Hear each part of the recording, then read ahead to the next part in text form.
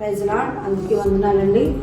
దేవుని నామంలో అందరికీ వందనాలు. మరొకసారి మీ అందరినీ కలవడం చాలా సంతోషంగా ఉంది.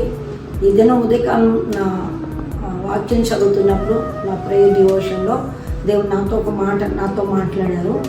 ఆ మాటని మీ ముందుకు తీసుకొద్దామని మీ ముందుకు వచ్చానండి. దావీదు ప్రార్థన మనం ఉండేటప్పుడు, దావీదు కీర్తన చదువుతున్నప్పుడు చాలాసార్లు చదివి వదిలేస్తూ ఉంటాం. కానీ చదివి కానీ వాటిని కానీ సొంతం చేసుకున్నట్లయితే ఒక రకమైన ధైర్యాన్ని వస్తాయన్నమాట. ప్రార్థన అనేది క్రైస్తవులు అందరం ప్రార్థన చేస్తాము, కానీ ప్రార్థన ఎలాగ చేయాలనేది దావీదు బాగా తెలుసండి. 32వ కీర్తనలో దావీదు అంటాడు, చూడండి అన్నమాట. తన అతిక్రమములను పరిహారం నొందినవాడు, తన పాపములకు ప్రాయశ్చిత్తం నొందినవాడు ధన్యుడు. లోకంలో చాలా రకమైన ధన్యతలు ఉన్నాయి, క్రైస్తవులకు ఒక ధన్యత ఉంది. అయితే ఈ ధన్యత మనకు రావాలంటే మన లోపల ఉన్న పాపాన్ని ఒప్పుకొని విడిచిపెట్టేస్తే ధన్యులు అని చెప్తున్నాడు దావీదు. దేవుడు హృదయానుసారంలో అనడానికి ఇదొకటి. అలాగే 2వ వచనంలో 5వ వచనంలో అంటున్నారు, నా దోషములు కప్పుకొనగా నీ ఎదుటి ఒప్పుకుందాం అనుకుంటున్నాడంట. దావీదు దేవుడి మందిరానికి ఎందుకు వస్తున్నాడంటే పాపాన్ని పరిహరించుకోవడానికి, తన లోపల పనిచేస్తున్న అవిధేయత, అజ్ఞానం, పాపాన్ని దేవుడి సన్నిధిలో విడిచిపెట్టుకోవడానికి దేవుడి మందిరానికి వస్తున్నాడు అని అంటున్నాడు. తర్వాత నువ్వు నా దోషములను పరిహరించి ఉన్నావు, నేను ఎప్పుడైతే ఒప్పుకున్నానో, నేను ఎప్పుడైతే విడిచిపెట్టానో నా పాపములని నువ్వు తుడిచివేశాను. హల్లెలూయా. ఎప్పుడైతే మన బలహీనతలు పట్టుకొని దేవుడి దగ్గరికి వచ్చామో, చాలాసార్లు మనకి ఏం కావాలి దేవుడి సన్నిధికి వెళ్ళి ఏదో ఒకటి కావాలని దేవుడిని అనుకోకుండా చేస్తాను, ప్రార్థన చేస్తాం. కానీ దావీదు జ్ఞానంగా ఏం చేస్తున్నాడంటే తన పాపాలు పరిహారం చేస్తున్నాడు. పాపం పరిహారం అంటే ఒప్పుకుంటాడు దావీదు. ఒప్పుకున్న తర్వాత దాని తర్వాత శిక్ష కూడా ఉంటుంది మనకి, ఆ శిక్షను కూడా భరిస్తాడు.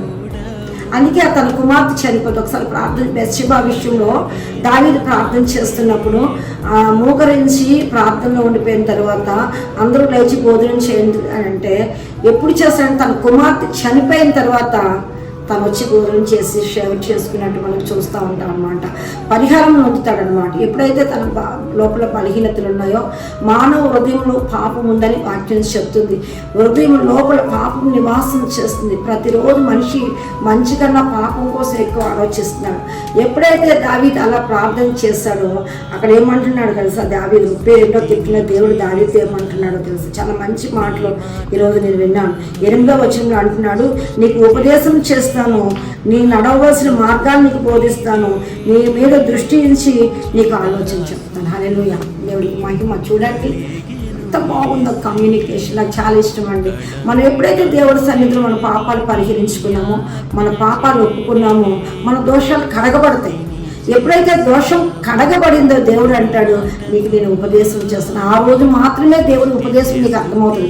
అంతవరకు దేవుడి ఉపదేశం మనకు అర్థమవుతుంది. అంతేకాదు, నీ మీద దృష్టి ఉంచి, భూమిని ఆకాశం సృజించిన దేవుడు నీ మీద దృష్టి ఉంచి నీకు ఆలోచన చెప్తాను. ఆ రోజు నుంచి మనం ఏ మార్గంలో వెళ్ళాలా, ఏ పని చేయాలా, మన భర్తను ఎట్లా చూసుకోవాలా, మన బిడ్డలను ఎలా చూసుకోవాలా, మన పరిచయం ఎలా నడుపుకోవాలా, ఉన్నతమైన స్థితికి ఎలాగెళ్ళాలా అనేది నీ సొంత ఆలోచన కాకుండా దేవుడు నీకు ఆలోచన చెప్పి నడిపిస్తాడు. హల్లెలూయా.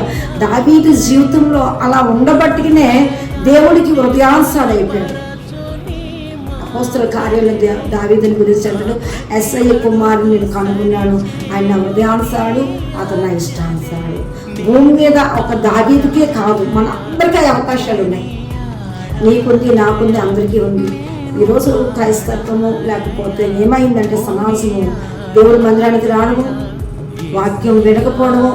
ఎవరు దేవుడు? ఈరోజు దేవుడు ఎవరంటే వాక్యమే దేవుడు. ఆ వాక్యం అనే దేవుడు నీకేమి నేర్పిస్తున్నాడో దావీదు నేర్చుకున్నాడు.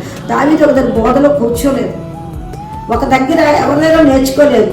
పరిశుద్ధాత్మ దేవుడు ఆయనతో మాట్లాడుతున్నప్పుడు తను ఫస్ట్ ఒక తీర్మానం చేసుకున్నాడంట, ఆయన నా పాపాలు పరిహారం పొందాను, నా పాపాలు నేను దేవుడి దగ్గర ఒప్పుకొని దాని తాళిగా బాధ్యతను భరించాను. ఆ తర్వాత నేను కప్పుకోను, లోపల దాచుకుని అది పాపం లేదన్నాను.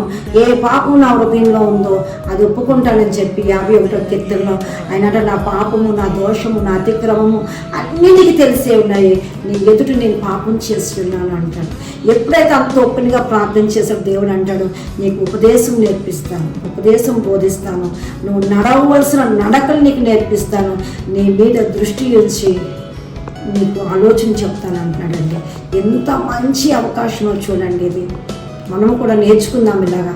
ఎలా పడితే అలా ప్రార్థన చేసి గంటలు వేస్ట్ చేసి బైబిల్ చదివి బైబిల్ సారాంశం తెలియకుండా ఇష్టానుసారంగా ఉండాలి. బైబిల్ ఉద్దేశం కాదు, దేవుడి ఉద్దేశం కాదు కనుక దావీదుని రోల్ మోడల్గా మనకు ఉంచారు కనుక దావీదు ఎలాగైతే దేవుడి వైపు నడిచాడో మనం కూడా నడుద్దాం. దేవుడి చిన్న మాటలు దీవించిన కాక ఆమెన్. God bless you. అందరికీ వందనాలు.